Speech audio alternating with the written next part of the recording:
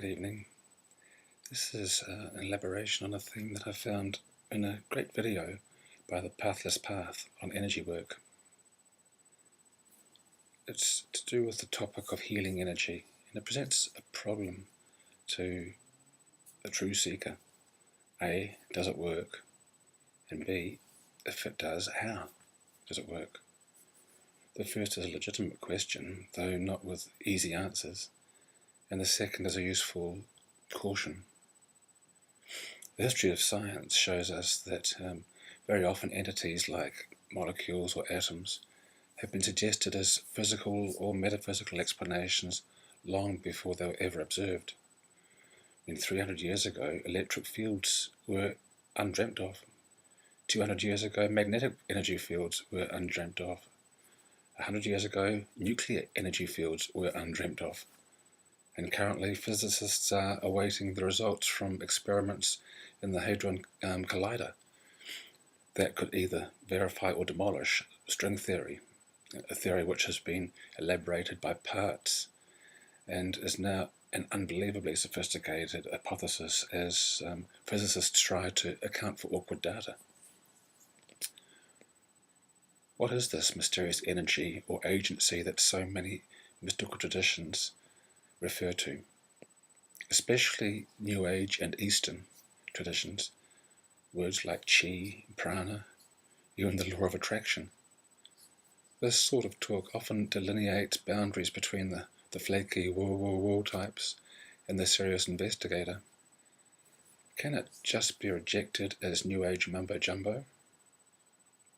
Partly the reason is because the woo-woo-woo types seem so indiscriminating, ascribing all sorts of outcomes to the application of this, sometimes mediated by crystals, etc.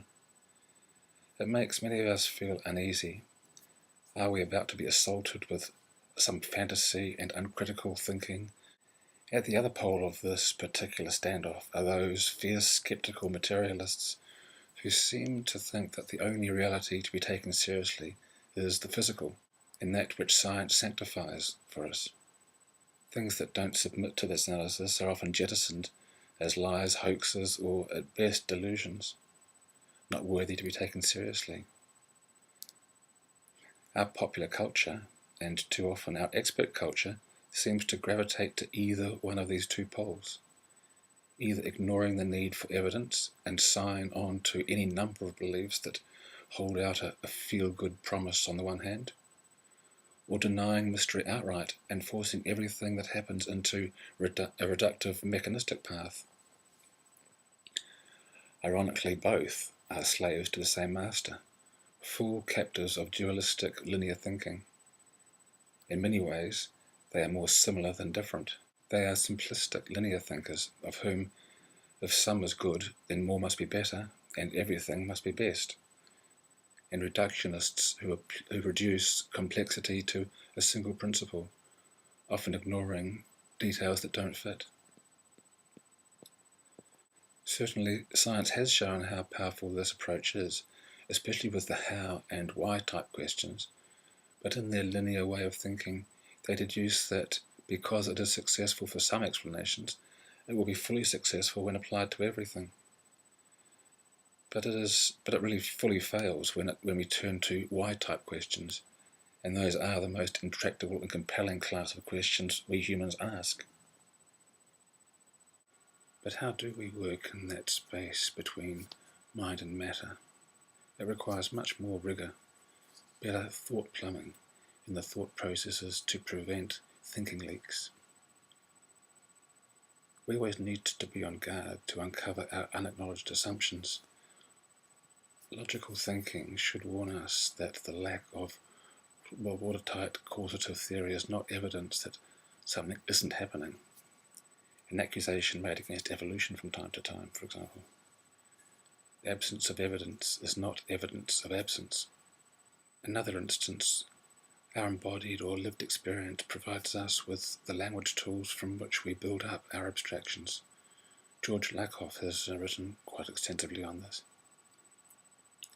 These metaphors can freight into the abstractions details that come not from the abstraction itself, but from the metaphor. For example, in gravity, from Newton to Einstein, 3 centuries, initially gravity being so familiar its weirdness was not dealt with. Newton could describe its effects, but not its nature, and why it worked as he had predicted. The inverse square law did describe this well, but nature wasn't compelled by this law. The law was conforming to nature. The weird idea of non-material pulling with no strings and working through empty space was soon buried in the metaphor of forces as we encounter them in our lived experience. By thinking that gravity is a force that pulls things worked well and agreed with our observations. But actually it was as if it was pulled, a useful metaphor, until it began to fail to explain observations. Einstein finally described or explained gravity in a quite different description that we'd never have intuited from our embodied reality, a metaphor of bending space. And it's just those sort of lived metaphors that can derail our thinking. Like a geologist charting the complex strata miles deep from outcrops and the odd borehole, Carl Jung carefully delineated the topography of that unseen land, the unconscious. We know in some detail how susceptible we are to wishful thinking and the psyche's capacity to load empty facts with projected wishes and fears.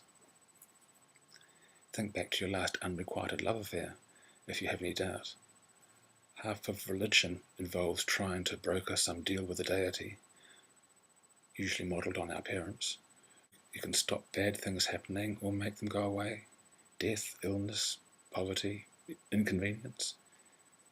We even erect scientisms like the law of attraction to give them the odour of scientific rigour, but fail to notice how selective the data is and how much we want to believe the universe is so compliant to our needs. But is the universe a bit compliant? Maybe. But we'd better find out for ourselves using our best critical thinking and taking nothing on faith alone, if we're to protect ourselves from these archetypal subroutines which program out the raw data of our senses and output meanings to our experience. Meanings that might drive us to the outcomes that evolution has sorted out as the most adaptive, but not necessarily the ones that we wish. Do we want to be so overly sceptical as to construct for ourselves a disenchanted universe of dead separation?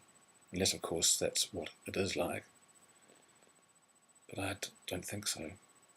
Science has given us some fairly good principles to hold on to in this, to examine claims and to test them for replicability. And that is, can everybody repeat or find the effect under the same conditions? Otherwise, there's a good chance that it came in from here and not from out there. And B, from falsifiability. Is there any way that I would know if I was wrong? Science is a process of pruning. It advances by finding out of a myriad possibilities, explanations that need throwing out. Experience should have shown us to be more conscious of our metaphors. We should always preface our models of reality or maps of consciousness by the words as if. It's as if the earth were being pulled by gravity around the sun, or it's as if a healing light was gathering in his fingers and burning away my migraine. In the next video, I'm going to look at one of the technologies that opens up this field a little bit more. Thank you.